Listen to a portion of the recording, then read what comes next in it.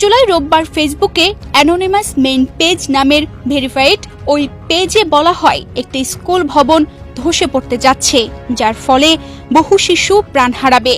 আমরা এক ভয়াবহ বিপর্যয় এগিয়ে আসতে দেখছি।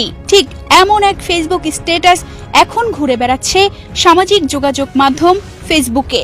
তার ঠিক পরের দিনই রাজধানীর উত্তরায় বিমান বিধ্বস্ত হয়।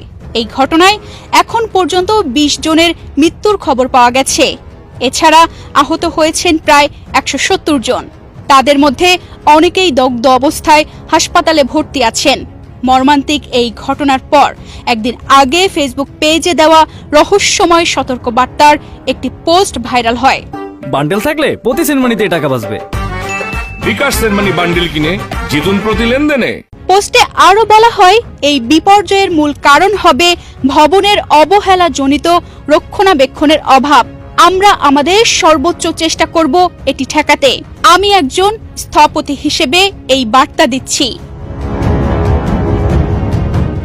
২১ জুলাই সোমবার দুর্ঘটনার পর ওই একই ফেসবুক পেজ থেকে আরেকটি পোস্ট আসে।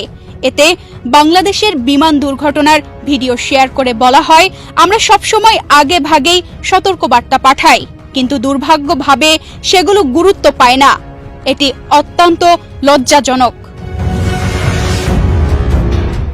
এছাড়াও পোস্টে আরো বলা হয়, বর্তমানে একের পর এক বিপর্যয় ঘটছে, তাই আমাদের বার্তাগুলো মনোযোগ দিয়ে শুনুন এবং আগে থেকেই প্রতিকার খুঁজুন, না হলে ক্ষতির দায় আপনাকেই নিতে হবে। আজও সেই পেজ থেকে বলা হয়, আগামীকাল ঢাকার গাউসিয়া মার্কেটে বোমা অ্যাটাক করা হবে। কয়েক সপ্তাহের মধ্যে বাংলাদেশের বড় বোমা হামলা হবে। মূল টার্গেট হোটেল ও হাসপাতাল। পেজটির অ্যাবাউট সেকশন থেকে জানা গেছে, অ্যানোনিমাস মেইন পেজ নামের এই ভেরিফাইড পেজটি বিভিন্ন সময় নানা ধরনের আগাম সতর্কবার্তামূলক পোস্ট করে থাকে, তবে এরা কখনো নিজেদের পরিচয় প্রকাশ করে না। পেজটি যুক্তরাষ্ট্র ও নাইজেরিয়া থেকে পরিচালিত হয় বলেও অ্যাবাউটে দেখা গেছে।